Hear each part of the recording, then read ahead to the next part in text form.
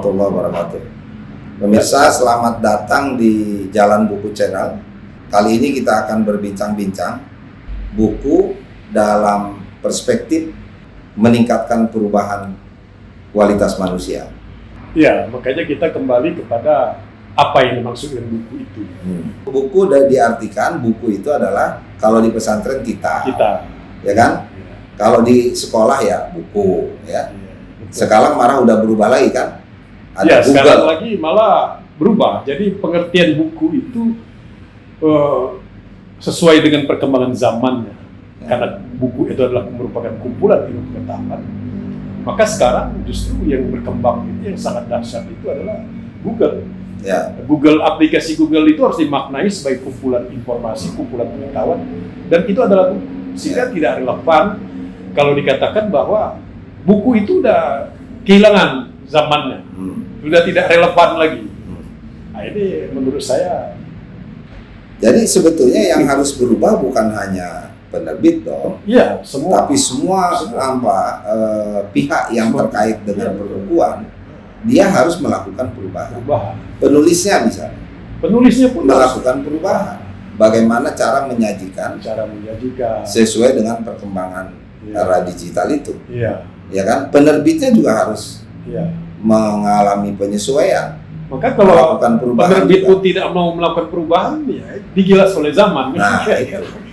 Ya, jadi maksud saya semakin relevan bahwa memang buku itu adalah sarana untuk melakukan perubahan. Ya, harus ada ilmunya juga kalau mau melakukan perubahan. Iya, ada metodenya, ya kan, ada strateginya, ya kan, gitu. Tapi maksud saya perubahan yang dimaksud itu berlaku bagi semua komponen yang ada di dalam perbukuan itu. Iya, bahkan juga menyangkut perubahan di tengah masyarakat. Ya. Perubahan.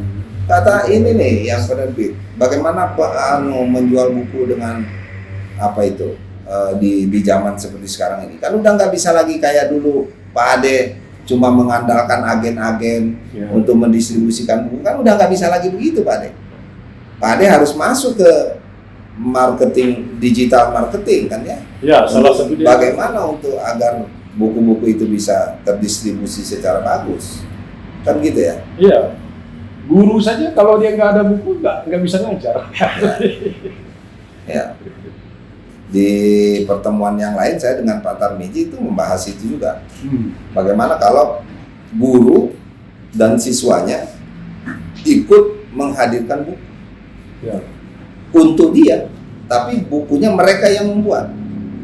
Dari mana? Dari proses pembelajaran yang sedang dia lakukan, kemudian diangkat ke dalam sebuah bahasan. Nah, gitu. Jadi itu kalau itu bisa diwujudkan, itu luar biasa perubahannya. Iya, itu sudah satu sub pokok bahasan. Iya. Jadi kalau dulu kita belajar baca buku gitu, penulisnya juga nggak kenal, terus kemudian ya metodenya juga cuma begitu saja, ala kadarnya, ya dengan semangat, dengan apa yang terbatas juga. Tapi kalau misalnya dengan semangat bahwa ini buku yang menyusunnya gurunya, muridnya ikut terlibat, yang belajar murid itu juga, itu kan akan menambah kebanggaan, nambah semangat untuk melakukan perubahan. Ya, kita lihat bagaimana hebatnya ilmu pengetahuan itu. Misalnya kalau kita lihat di dalam forum-forum internasional itu, misalnya summit forum di forum-forum internasional, itu semua utusan negara, misalnya untuk menyampaikan sebuah pesan di dalam forum itu, dia hanya menyampaikan dalam waktu yang sangat singkat. 10 menit paling lama, ada yang 5 menit. Padahal dokumen di belakang yang harus dia bawakan ini tebal sekali, tetapi dia harus menyampaikan dengan kalimat yang singkat. Contoh seperti Anies misalnya, dia pidato, dia menyampaikan gagasan tentang lingkungan gitu, atau semacam kalau sekarang ini blue economy gitu ya, itu dia sampaikan hanya dalam waktu yang sangat singkat. Jadi pada akhirnya memang buku juga harus dipelajari, tidak hanya sekedar menjadi hiasan.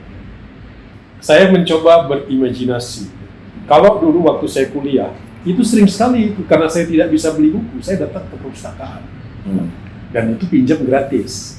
Ada buku yang saya pinjam di perpustakaan, saya baca, ya mungkin bisa sampai sore hari, beberapa buku, 5-10 kadang-kadang, saya pinjam dan saya baca. Kemudian ada yang bisa saya bawa pulang, biasa saya 4. Nah pertanyaan kalau kita mencoba berimajinasi, apakah ada sekarang ini perpustakaan yang menyediakan misalnya saja, saya hari ini mau perpustakaan elektrik atau perpustakaan digital. Nah, saya mau baca buku.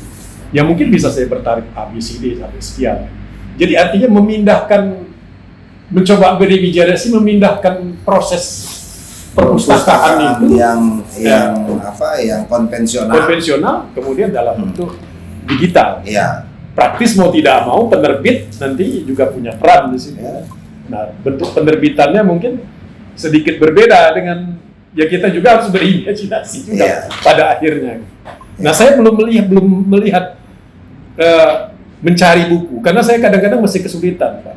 Saya harus misalnya mengunjungi perpustakaan A, saya menjadi anggotanya, kemudian terhidang berbagai macam buku berjudul. Nah, kalau yang sekarang kan mungkin sudah ada, tapi yang dihidangkan secara digital itu mungkin masih sangat terbatas. Saya juga kemarin pernah diskusi dengan Pak Tarmizi, itu orang perkembangan teknologi itu sangat maju. Ketika ada teknologi, misal untuk mengendari mobil, uji SIM itu, kan masuk dalam sebuah ruangan, seolah orang sudah berada dalam kelas. Simulator.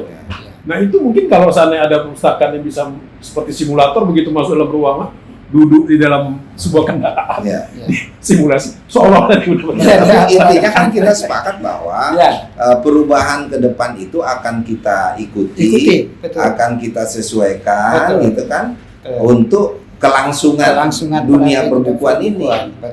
Kalau cuma dilakukan oleh, saya kira satu buku. Tidak. Jadi oleh seluruh komponen, apakah itu pembuat undang-undang, itu misalnya para pelaksana undang-undang, atau masyarakat sebagai pengguna, itu semuanya terlibat untuk melakukan penyesuaian itu tadi. Sehingga perbukuan ke depan tidak bisa lagi Anda bayangkan seperti perbukuan masa lalu atau saat ini. Nah, itu sudah melangkah jauh ke depan. Tapi kalau kita berharap pada calon presiden ini tampaknya siapa yang mau perubahan, tinggal tergantung itu kan. Nah, gitu. Jadi tadi sama calon presiden yang manapun, siapa yang mau memperjuangkan perubahan di dunia perbukuan itu kan. Bahkan misalnya sekarang itu untuk mencari elektabilitas seorang calon itu kan, sekarang trennya itu kan survei. Tapi sekarang Google Trend itu juga dijadikan di Amerika baru-baru ini kan. Udah menggunakan, jadi survei itu udah ditinggal orang, menggunakan Google Trend sebagai instrumen untuk melacak kecenderungan persepsi pemilih terhadap. Tapi kan ada yang sembunyi dari survei itu, kata Pak. Iya memang.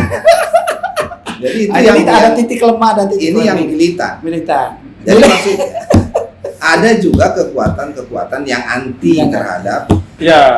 Artinya tidak semua bisa dijangkau. Betul. Jadi secanggih apapun metodenya tetap ada. Apalagi ini kan semua perbuatan. Kalau dia bilang itu hasil pengetahuan. Betul. Tapi kalau saya bilang ini perbuatan manusia. Ya pastilah manusia yang lebih canggih. Manusia itu itu dia yang udah siap dengan otaknya yang diberikan oleh Allah, oleh Tuhan yang Maha Kuasa, gitu ya, untuk bagaimana merawat alam semesta ini dengan sebaik-baiknya. Saya kira pemirsa ini pembicaraan ini cukup menarik. Mudah-mudahan ada manfaatnya untuk pemirsa, khususnya adalah untuk masyarakat perbukuan di Indonesia. Saya kira begitu. Billahi taufiq wal hidayah. Wassalamualaikum warahmatullahi wabarakatuh. Waalaikumsalam warahmatullahi wabarakatuh.